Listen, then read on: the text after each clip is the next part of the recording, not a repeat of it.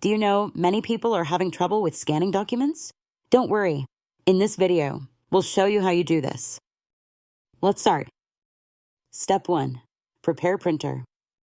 Turn on your Canon printer and place the document on the platen or in the ADF. Step 2. Open utility.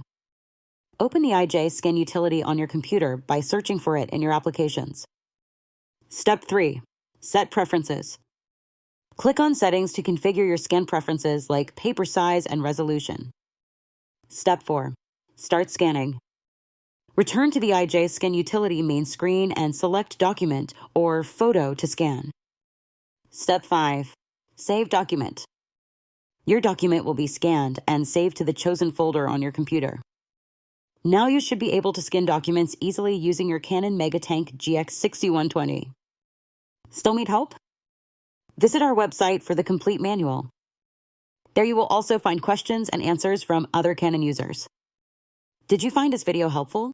By subscribing, you help us continue to answer users' questions. So, subscribe to our channel. Thanks for watching and see you in the next video.